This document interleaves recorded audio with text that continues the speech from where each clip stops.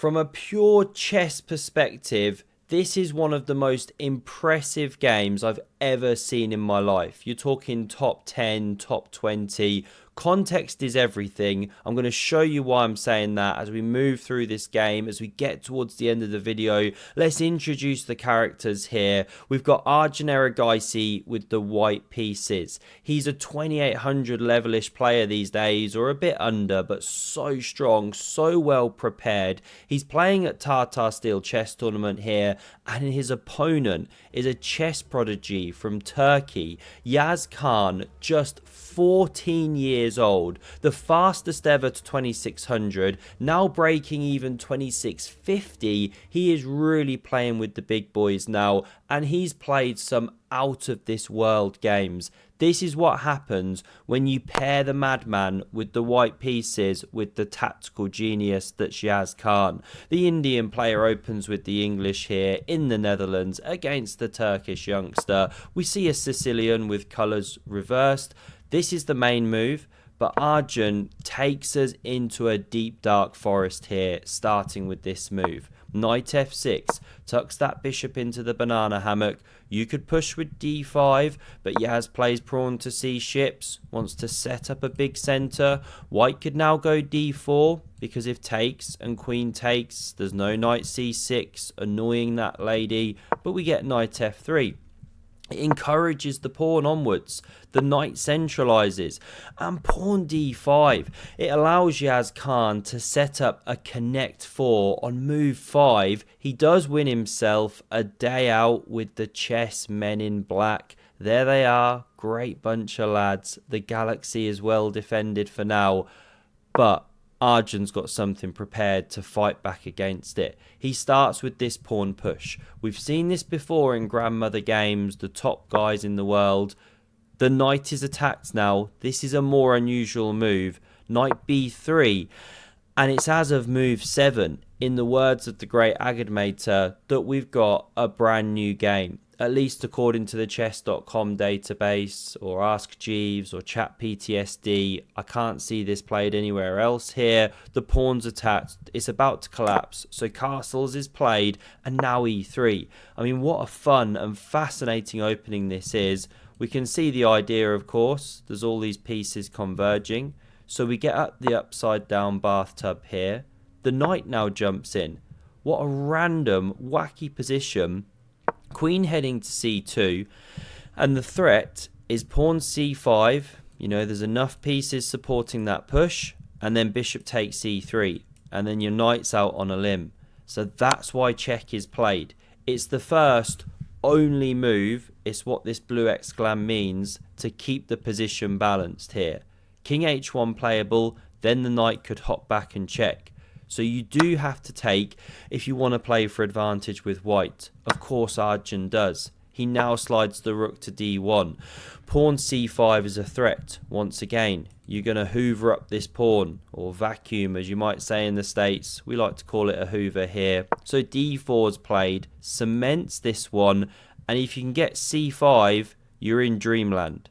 That's why white goes c5 first. Queen's got to back up, and now an important move, queen c4.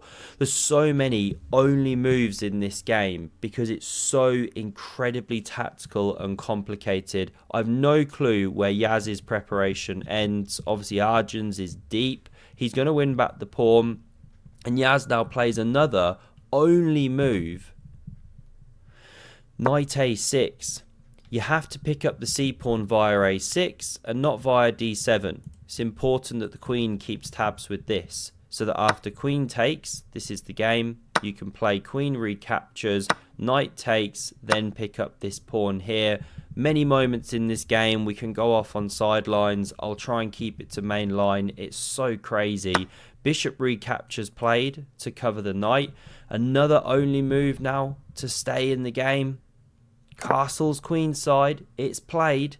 Knight c2, only move. If you didn't play that, it was like -4 or something, which makes sense. You were about to lose a piece.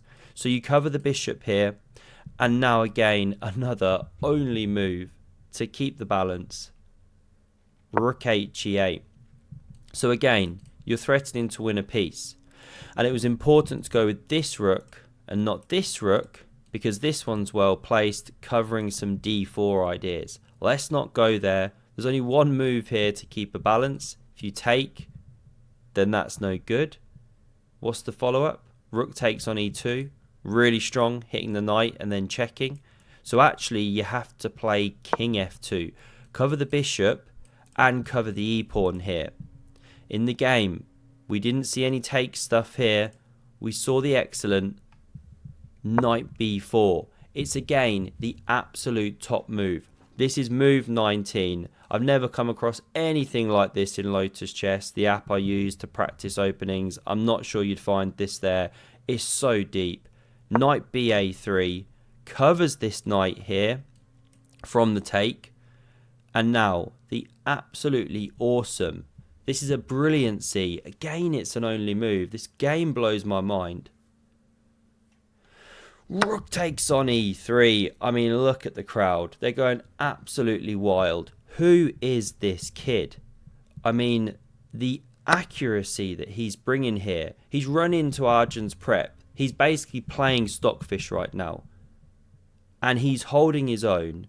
He's playing only moves, brilliancies. Now it looks like you can play knight d5 and white is just toast. That's an eternal pin. But no, there's d4.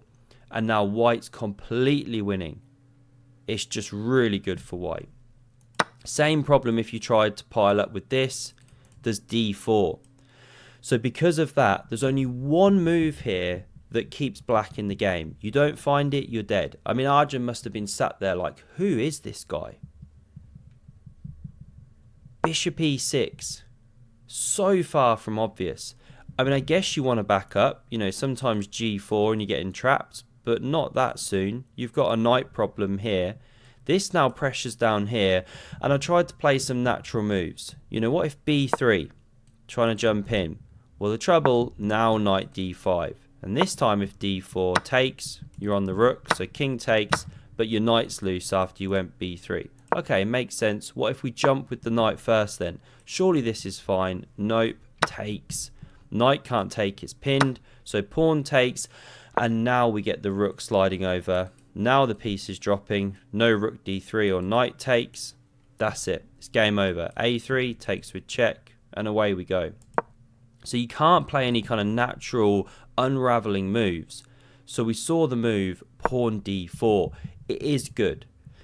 Black's got a couple of ways to take. Rook takes was played. You could take that rook, but king e1. This is the big point of Arjun pushing d4. When the rook now took, it stopped the bishop having this eternal pin. Yes, you can take. You can't do this or this, of course, or you lose a piece, but knight takes is the point. I don't think I've ever analysed a game where almost every move there's one continuation or you're busted. So far so good for both players. This pawn now drops. What's the material count? Well, black is a pawn up and has the bishop pair, or bishop bear as we sometimes like to call it. Reverse the letters. Believe that's called a spoonerism. They're absolutely deadly together, right? Try and not move them like knights. In the game here, we saw king d2 activating. b5 is excellent, controlling those knights, and watch this, knight c2, you know, desperately trying to reactivate this guy. a5 on the board. They're heading down like space invaders. It's 3 versus 1. This is why the position's now so difficult to play for white. We get knight c3, take simply, pawn recaptures, that one's dropping, so a4 of course. e4 looks for the fight back in the centre. King c7, f4. You know, this phase of the game suddenly way easier to explain. They're playing natural moves. g6 does a bit of security here. We get knight d4. Now it's not the best, but it's very difficult for white to play. The pieces are kind of pinned down.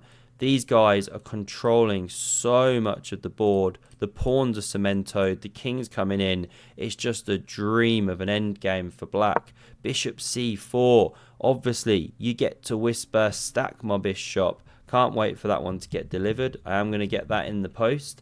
Now we see pawn e5. Another connect 4. Arjun only goes and wins himself an oversized blue pony. What a lucky guy. He loves that one.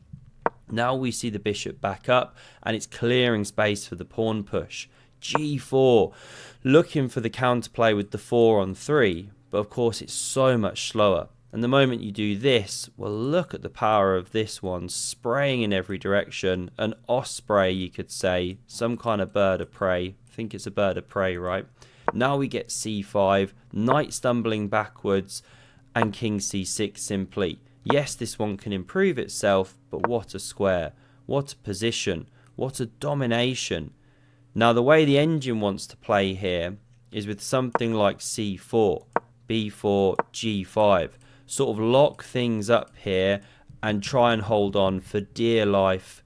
Black still stands better, of course, and these are looking ominous long term. But okay, you have to prove it with the black pieces. Yeah, white's just got to try and hold the fort. Can you maybe try this one day? Not sure. But in the game, we saw f5, very natural continuation, but it's this one. This whole dark squared idea, out the box now. King e4, of course, bishop f4, hits a pawn, king d5, great progress. And now this move's not forced, many different ideas, you could back up with the bishop, but Yaz plays the tricky pawn g5. And it did get me wondering, if you drop back with the knight and try and do this stuff and maybe h4, is that any good? Push in with like this maybe, get the king in, I don't know. No, it's not good. There's a big tactical issue here. Bang! And you're getting scythed down the light squared diagonal. So okay, you can't do this. What can you really do? h4 was tried to undermine the bishop. It's fairly desperate for Arjun at this point. He's playing an absolute monster. The guy is genuinely playing like a machine. Now rook h1. Please, make this work. Arjun's praying, wishing, hoping. No. No good. Try and get the king around. No good. You can't step here. You'd intercept the rook. You can't take. The pawn pushes. You're just in an absolute bind. You're dead. You're toast. And black slowly improves the position. Maybe you drop the bishop. Maybe you go b4, b3. You know, all that stuff. Bring the king. I don't know. It's no good. These pawns aren't fast enough. The bishop's controlling. Let's run back. No rook h1. We saw king d2, bishop d5. Now there's a wooden shield if ever I saw one. It's no longer a bishop, it's a pope. Pope d the fifth. This one's running. No rook h1 anymore. So we see rook e1 is absolute desperation. King marching back. Again an only move. Understandable, you want to get in front of the pawn. Rook e3 lifted to stop h3, but not good as you can see, but it's just impossible to defend, human or not. We see pawn a3, king c1, you're just in the box in time, but now another excellent move. Again, the only move to keep a significant advantage. How many is this? 1, 2, 3, 5, 6, 7, 8, 9. He's played 10 only moves or something so far. This is nuts. Bishop g2, and you're threatening h3, h2, h1. So Arjun finds this fight back. Now you could play pawn takes, but even stronger is king e8. I mean, they're about level, not much to choose between them, but this is how the game went. Rook e6 looks super weird. You're not heading in the wrong direction, but the point is h3, rook h6, and there's no h2, or you munch it off. But it's a fairly desperate defense, right? You're getting trousered on both sides. And before you can say, let's have a big chess party, because boy is this guy good. Even Hikaru can't help himself. Boy, oh boy. This is how the game proceeded. Arjun pushing g5, b3. What a sight. Rook f6 check, king g8, rook e6. I don't really know what Arjun's doing at this point. He's thrashing, he's just got nothing. Computer wanted this to meet b2 check with rook takes, complete desperado sacrifices, and you lose anyway. This was the game, check, king c2, and after h3, you just can't do anything. h2, h1's on the way like we said. So what if you go rook h6 to stop the pawn push? Well, then there's bishop e4 check. King goes somewhere, and the queen's made, of course. So this is why Arjun blitzed out this king d3. You know, he wants to stop bishop e4 check. Then he can play this, but everything wins, as you can imagine. A2, h2, or simply an entire new queen check. That'll probably cut it. So here Arjun realised instantly, obviously, and resigns the game. This game, I'm being shown, was played at 97.2% accuracy. And that's in a 52 move game with some of the most incredible complexities I've ever seen out of the opening into the middle game. This is absolutely stunning chess. This is like top 10, 20 quality games I've ever seen in the context of him being 14 years old, playing the world's elite, completely crazy opening. Maybe he's looked at it with the engine right and prepped it at home, so he really knew the themes. But this is seriously impressive. Not seen anything like this in a long time. Anyway, I hope you enjoyed it as much as I did. Thanks very much for watching. Do have a look at the video on screen if you want to see Faustino, another incredibly exciting kid, 12 years old. And I hope to see you again soon. Cheers.